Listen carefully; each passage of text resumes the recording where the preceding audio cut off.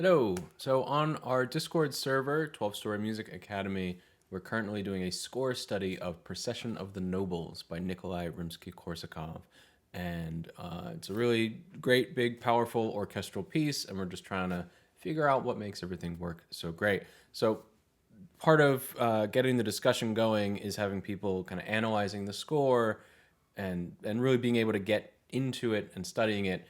And I think for some people have never really done that before or don't know what to do, or they look at something like this and it just seems overwhelming. You know, it's like stepping into the cockpit of an airplane and there's buttons and switches everywhere. So I wanted to do a short little section, a simple section, as kind of a teaser of how to approach this and how to reduce this to something much more manageable and approachable. So I've chosen at rehearsal mark 14, just the six bar section here. It's probably the simplest section of the whole piece, but I think it's a good intro to kind of what we're doing here. I'm following Elaine Moran's lead a lot here on how he approaches a score reduction. He is the guy who runs Score Club. So what we're going to do first is just try to actually, what we're going to do first is listen to it. Let's listen to this part here, and then we'll go from there. So I've got a recording from the Boston Symphony Orchestra of that part. We'll go just a little bit leading into it.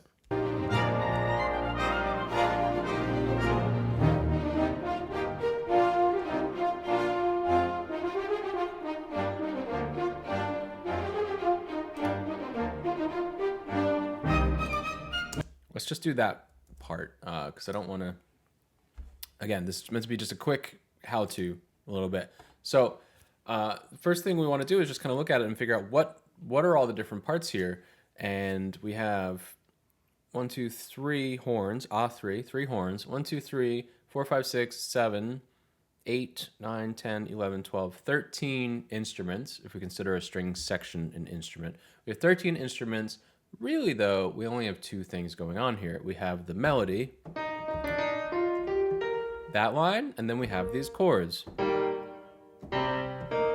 So what we're going to do is reduce that down to something much more readable, just 2 lines, just putting those 2 parts that we want to see.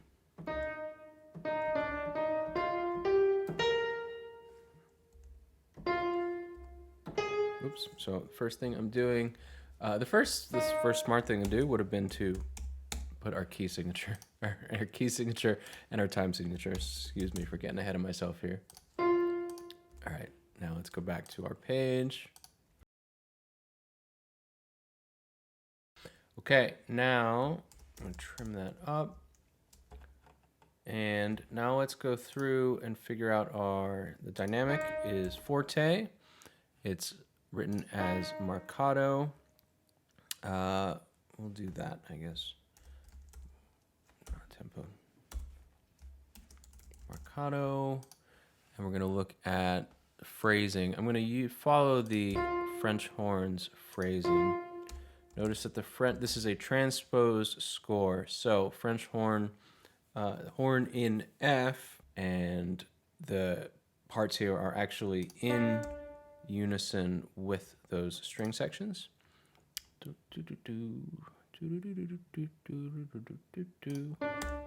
Okay, so we got those accents. So let's see, last thing was, what was our tempo? 112.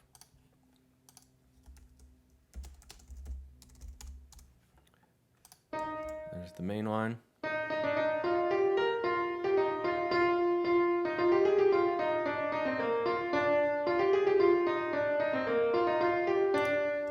Okay, and now the other thing I'm going to do is just make a little note.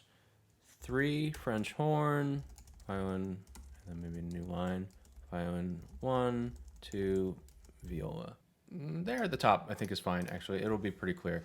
Now the other parts. So we have the trombones, 3 trombones, the tuba, the timpani, cellos, and basses.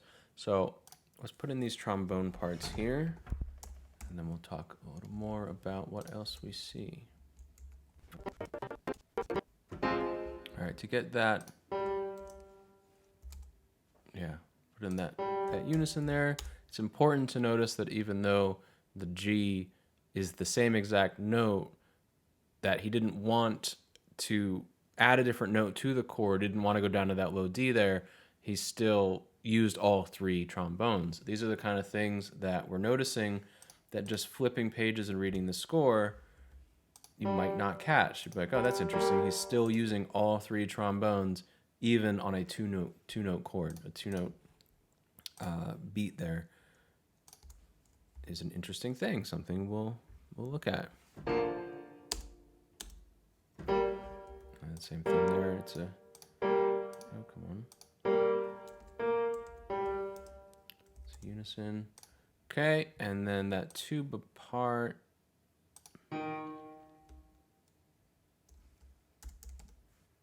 Let's see, can we just add this part in without, nope. Is it the whole bottom? I think it's the bottom, just down an octave, which makes life easy. Nope.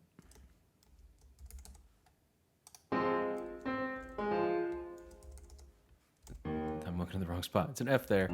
G, then the D. Okay, it's the same. I don't know what I'm looking at.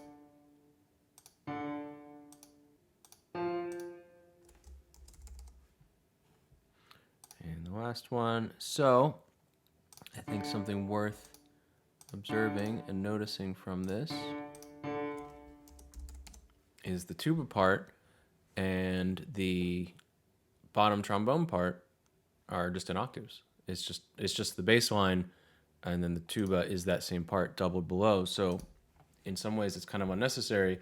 I mean, you can tell that just looking at the tuba and trombones, but it's even on one line, it's even more clear. So if we hear all that together, oh, also all of these guys are given tenuto markings.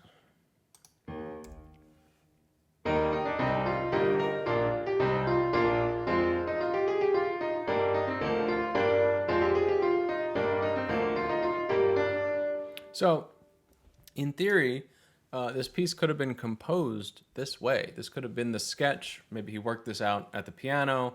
I mean, his hands probably couldn't hit exactly those voicings, but the general idea of this is my melody, these are going to be the chords underneath. You can see it's actually a fairly simple little thing. It's melody and chords underneath and a bass line. So the only other thing, let's mark 3 trombone and tuba. Better. All right, so we have 3 French horns and our violin 1, violin 2, and violas on the melody, 3 trombones and tuba. So now let's talk about the balance a little bit. What can we notice now in the way this is reduced? Well, the melody has 6 instruments on it, and each one of these harmony notes only has 1 instrument on it. So, you know, the question of balance does not always mean equal. It doesn't mean if you have one section on your melody, you have another section on your harmony part. Here, you know, there's 6 instruments. So in Rimsky-Korsakov's math a little bit, it's not exactly perfect, but at forte, 1 trombone has the power of about 2 French horns or 2 string sections. You know, Ravshan Asgharzadeh would call the French horns and violins a power of 2 and a trombone the power of 4. So really what we're getting here is 12 in power on the melody and then 4 on each of these trombones and on the tuba. So arguably 16, arguably 12 on the chord and another 4 on the bottom. But essentially each one of these notes is about a third, that individual note, that B flat right there in the chord is about a third as powerful as what's happening on the top with the melody. Now also, if we look at the score here, we see he has 6 French horns. So why did he only use 3? And these are the kind of questions that we're trying to get into and trying to, as we're looking at these details, being like, why did he only use 3? Probably he's matching one section of the strings with one horn player, which are, again, in Rimsky-Korsakov's own book, his musical math, are roughly equal in power. Now, why the strings together with the horns and not just the horns? That's probably an issue of taste, because if we wanted the melody to be at that volume, he probably could have ditched the strings and just gotten 6 French horns, and he would have had a roughly similar balance. So the choice to use the strings is probably just for that color. He wanted that compound timbre, the kind of horns and strings, a bit of the bite from the strings, some of the kind of nobleness and mellow sound from the horns, as a group working together, especially on these these articulated things. The horns are a bit more sluggish. That could be also part of it, that he wanted that noble sound of the French horns, but they were a little sluggish, so he used the string sections to articulate those moments there.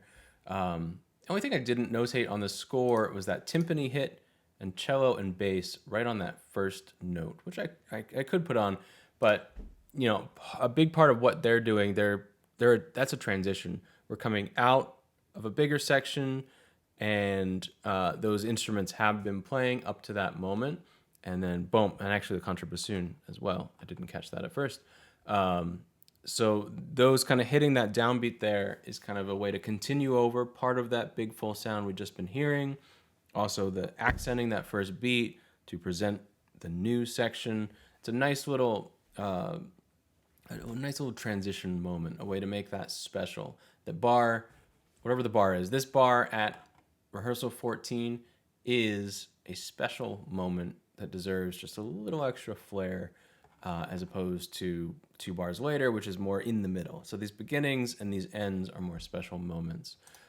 So that is the general approach. Now, this worked on 2 lines on a piano sketch, but perhaps here it wouldn't. Perhaps there's too many things. It looks like that would, but maybe here. For example, this, you're probably going to need more lines. You're going to probably need 2 lines just to display those full chords, and then another line for the melody, and then another line for these arpeggios and the clarinets. So it's not always down to 2. That's part of why I chose this section here, was just because it's a simple way to introduce what we're doing here. So it would be cool if you could take this formula, the formula being the 3 French horns, violin 1, 2, violas on a fairly active melody in this register, kind of around middle C, give or take the octave kind of surrounding middle C. That's where your melody is, and then you've got these trombone chords underneath with that tuba reinforcing underneath, the octave below with the bass line, and you'll get that nice full thick sound. Let's hear it again.